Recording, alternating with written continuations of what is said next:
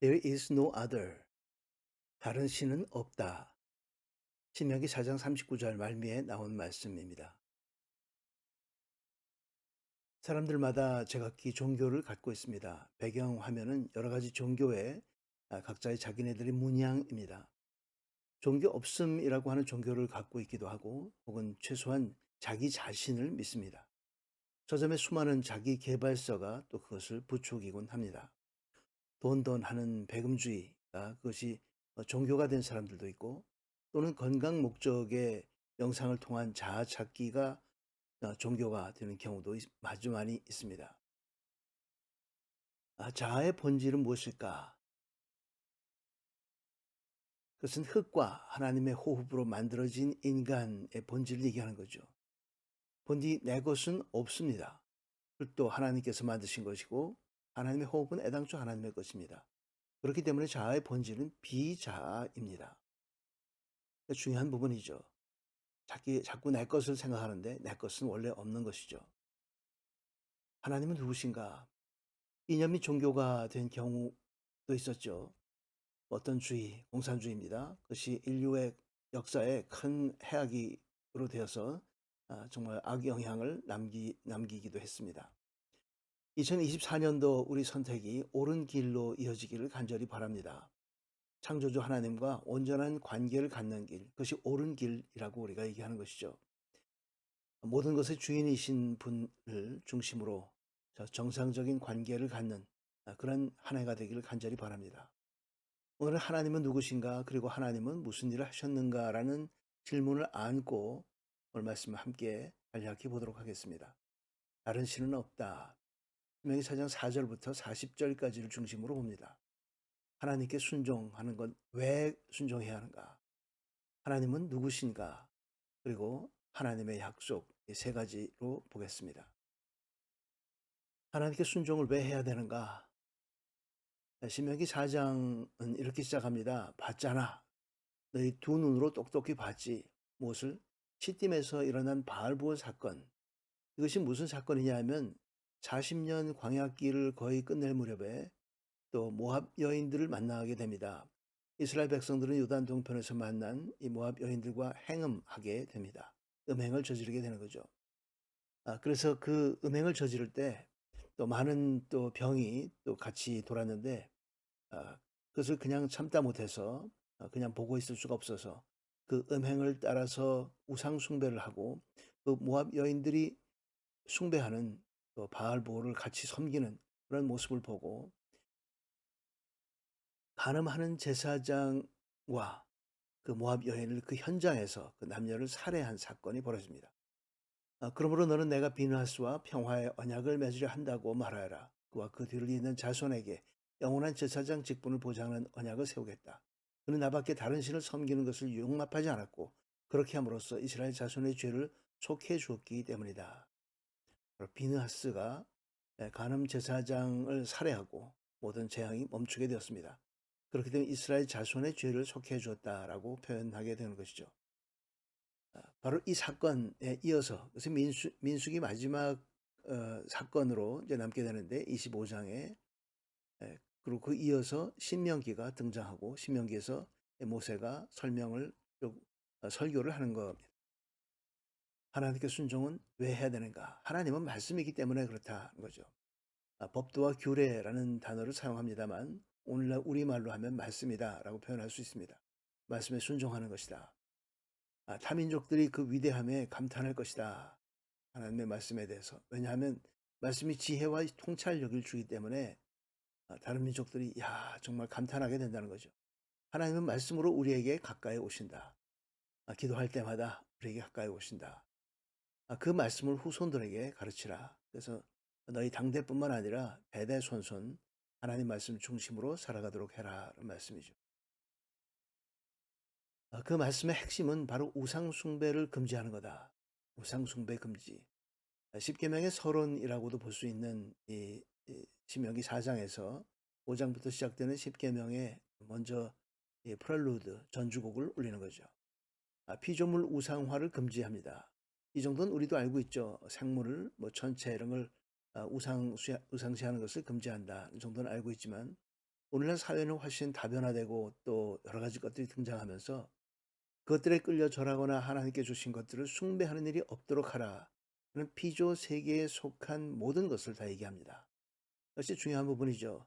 단순하게 생물과 천체만 갖고 하는 얘기 아니라 피조 세계에 속한 어떤 것이든, 그것이 돈이든 어떤 이념이든 무엇이든 그것이 우상화되어서는 안 된다는 말씀입니다.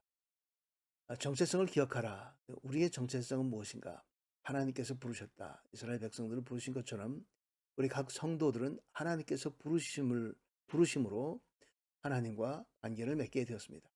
구원하신 분의 대리인이다 하는 거죠. 하나님께서 우리를 구원하시고 예수 그리스도를 믿게 해주시고 바로 그렇게 함으로써 온전한 관계를 맺게 됐는데, 바로 우리가 살아있는 것은 그분을 대리하는 모습으로 살아가고 있다는 겁니다. 하나님의 약속이 있는 백성이다. 우리를 통해서 하나님께서는 약속을 이루십니다. 단순하게 살아가는 것이 아니라 그 약속을 바라보며 또 많은 사람들에게 또 하나님의 약속이 이루어질 것을 선포하며 살아가는 사람들입니다. 그렇기 때문에 우상을 숭배할 수가 없는 거죠. 하나님은 누구신가?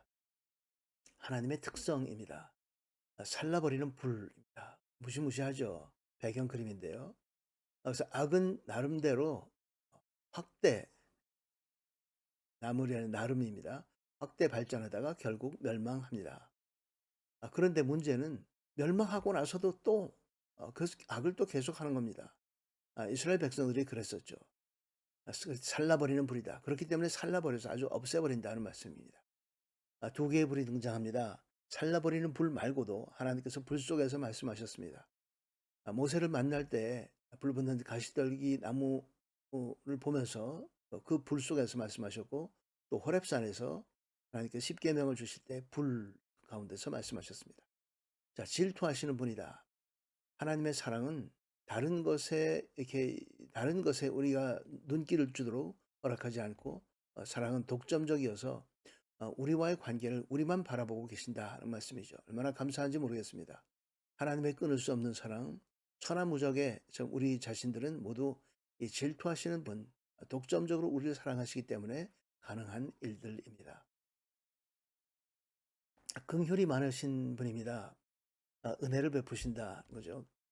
바라고 또 찾으면, 또 순종하면, 그러면 하나님을 바라고 찾고 순종하면 어떻게 되는가? 포기하지 않고, 우리를 포기하지 않고 멸망시키지 않고 약속을 지키신다는 말씀입니다. 그것이 바로 긍휼이 많은 분. 그냥 바라고 찾고 순종하기만 하면 그 이전의 모든 죄악들은 뭐라고 따지지도 않으시고, 더 이상 뒤를 보지 않으시고, 멸망시키지 않고 약속을, 엄청난 축복과 함께 약속을 지켜주신다는 말씀이죠. 그분은 실존이다. 하나님은 실존, 현실적인 분이다. 단순하게 어떤 그 종교나 우리가 숭배해야 될 대상일 정도 그런 게 아니라 현실로 살아계신 분이다 그 말씀이죠. 과거사가 그것을 입증해주고 있다. 불 속에서 음성을 발하셨고 시험을 통해서 알려주셨고 표적과 기사, 전쟁, 강한 손과 쭉 뻗친 팔, 그리고 출애굽 사건에서 하나님이 누구신지를 분명히 우리는 알 수 있습니다. 우리를 향한 하나님의 구원의 손길도 마찬가지입니다. 그분은 살아계셔서 우리를 지금까지 예수를 믿도록 그렇게 인도해 주셨고, 또 앞으로도 그렇게 인도해 주실 것입니다. 크고 강한 민족들을 쫓아내고 그들의 땅을 주었습니다. 얼마나 큰 은혜인지 모르겠습니다. 긍휼입니다. 민족들을 쫓아낼 만한 실력이 되지 않았는데 하나님께서 함께 하심으로 그 민족들을 쫓아내고 또 그들의 땅에서 누리게 하셨습니다. 자, 그것이 바로 구원입니다. 그 과거사는 구원의 과거사이죠. 구원사입니다. 그분은 실존이어서 우리에게 많은 것을 주시는 분입니다. 하나님은 누구신가 했습니다. 그다음에 하나님의 약속입니다. 그의 말씀에 순종하면 어떻게 되는가? 너희가 잘 되고 또 후손도 잘 되고 그 땅에서 영원히 오랫동안 살 것이다. 참 너무나 감사한 말씀입니다. 우리가 대부분 갖고 있는 모든 기도 제목들이 다 이루어진다는 말씀이죠. 어떻게 하면? 그의 말씀에 순종하면, 말씀대로만 살면, 하나님만 바라보면, 다른 신을 섬기지 않으면, 다른 피조 세계에 속한 것들을 우리가 머릿속에 두지 않으면, 그런 말입니다. 예수께서도 또 한 번 약속하셨습니다. 내가 세상 끝날까지 너희와 항상 함께 있을 것이다. 영원히 오랫동안 세상 끝날까지 우리와 함께 그 임마누엘 하나님의 약속이 있게 오늘 오늘도 우리 예수 그리스도를 통해서 하나님께서 약속하신다는 이 믿음을 안고 또 찬양하며 살아가는 우리 모두가 되기를 주의 이름으로 축원합니다. 함께 기도하겠습니다. 만복의 근원이신 아버지 하나님, 우리 마음이 완악해 되지 않도록 하여 주옵시고 순종하는 부드러운 마음을 심어 주시어서 말씀을 지켜 행함으로 지혜로운 자녀로 살게 하여 주옵소서. 지난날 악에서 비롯된 실수들을 반복하지 않게 하여 주옵시고 우리 죄를 용서해 주신 아버지 은혜에 늘 감사하게 하여 주옵소서. 죽음도 끊을 수 없는 영원한 임마누엘 아버지 하나님의 사랑을 노래하는 마음으로 살아가게 하여 주옵시고 믿음의 공동체마다 능력의 말씀으로 끊임없이 새롭게 되어 천하의 주의 뜻이 전달되게 하여 주옵소서. 범사에 감사드리며 예수 그리스도의 이름으로 기도드리옵나이다. 아멘. 네, 오늘은 이 틴데일 구약주석에서 많이 차용했습니다. 주의 건강 조심하시고 다음 주 시간에 또 뵙도록 하겠습니다. 감사합니다.